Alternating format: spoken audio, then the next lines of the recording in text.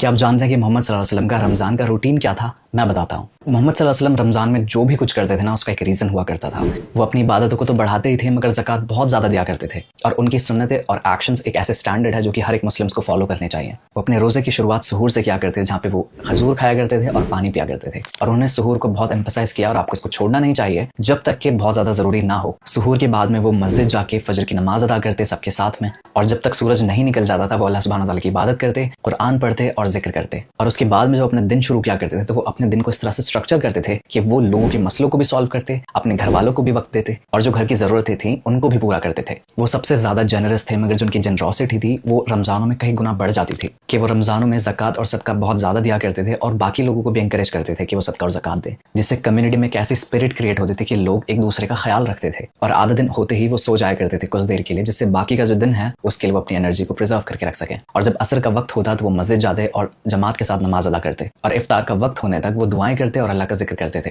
افطار کا وقت ہوتے ہی وہ اپنا روزہ کھولتے اور کبھی بھی دیر نہیں کرتے تھے۔ وہ اپنا روزہ تازے کھجوروں سے کھولتے، اگر وہ نہ ہوتے تو سوکھے کھجوروں سے، اگر وہ بھی نہ ہوتے تو پانی سے، اور اس کے ٹھیک بعد وہ مغرب کی نماز پڑھتے، اور مغرب کی نماز پڑھنے کے بعد وہ بہت زیادہ بھاری ڈنر نہیں کرتے تھے بلکہ بہت ہلکا کھانا کھاتے تھے۔ اور اگر آپ ہمیں دیکھیں تو پورے دن کا کوٹا ہم افطار میں ہی پورا کر لیتے ہیں، اور اس کے بعد آپ صلی اللہ علیہ وسلم ڈنر کرنے کے بعد میں مسجد کے لیے نکل جاتے جہاں پہ وہ عشاء پڑھتے، اور اس کے بعد تراویح پڑھتے۔ حالانکہ جو تراویح تھی انہوں نے کچھ ہی دن پڑھی، اس کے بعد چھوڑ دی، تاکہ جو تراویح ہیں وہ فرض نہ ہو جائے مسلمس پہ۔ اور عشاء کی نماز کے بعد میں وہ گھر جاتے، آرام کرتے، اور رمضان کی ہر رات کو جبریل علیہ السلام ان کے پاس آتے اور وہ دونوں مل کے قرآن کو پڑھا کرتے، اور رمضان کی آخری 10 راتوں کو وہ اپنی عبادتوں کو اور بھی زیادہ بڑھا دیتے تھے تاکہ جو لیلۃ القدر ہے ان کو مل سکے، اور ساتھ ہی ساتھ وہ اپنی فیملی کو بھی اٹھاتے عبادت کے لیے۔ اور میری آپ سب سے ریکویسٹ ہے کہ اس رمضان میں محمد صلی اللہ علیہ وسلم کی اس میں سے کوئی نہ کوئی سنت پر ضرور عمل کرنا۔